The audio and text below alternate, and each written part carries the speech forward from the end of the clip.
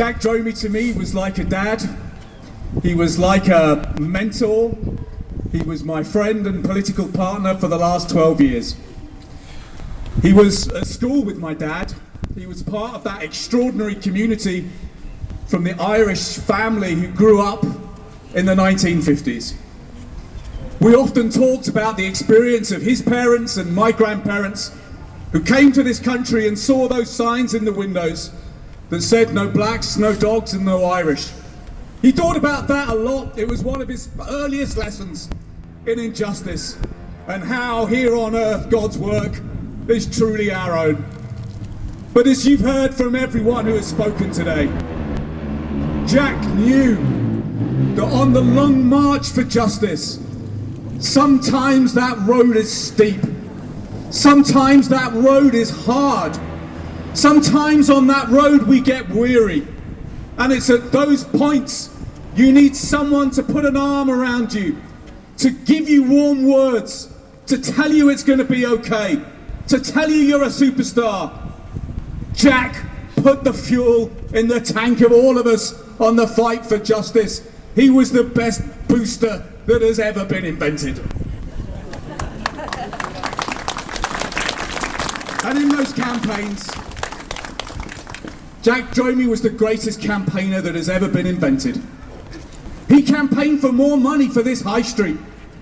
I collected food with him for the food banks on the street corner down there. He fought for money for the church. He fought for more money for the police. He fought for community safety. He fought for the schools and the nurseries, what he called the jewel in the crown here in Birmingham. He fought for manufacturing. He fought for GKN. On the final day of his life, we were working together on an essay about how we as a city needed to become a green workshop of the world. All of those campaigns, that was just in the last couple of months alone. He was the greatest campaigner I have ever known. And that's why I say Britain's second city has lost its greatest citizen today. But you know, the people that Jack would have wanted to thank today are you. You were the people that he loved. You were the people that gave him strength. You were the people that gave him fight. In every debate we ever had, behind closed doors, late at night, on the phone, on email, by WhatsApp, by text, his question, his analysis would always be the same. What is it going to mean for Joe and Josephine soaked down the dog and duck in Erdington? That was the phrase almost tattooed on us. He always knew that the campaign, the fight for justice meant nothing unless it changed lives of people here in Erdington. That was the mark of the man. His life was a crusade for decency, for dignity, and for you. Over the months ahead, all of us will now think and reflect on how we can memorialize this great man, this great force of nature. And as we reflect, it's the words of a poet I want you to remember. Actually, not an Irish poet for once. We would swap Irish poetry up at Erin O'Brien every so often, Jack and I.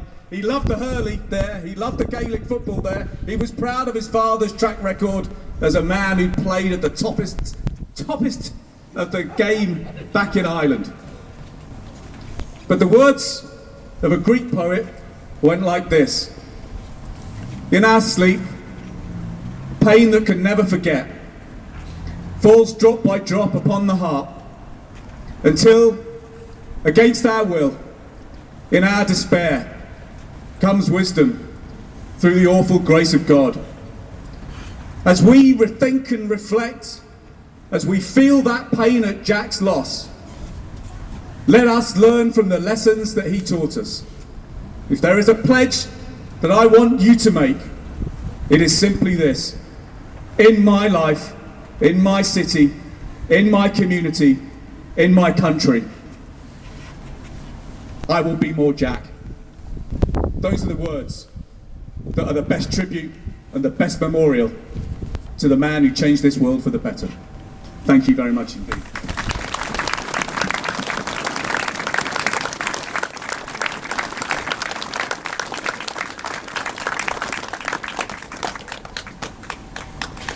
Thanks, Liam. Thank you so much.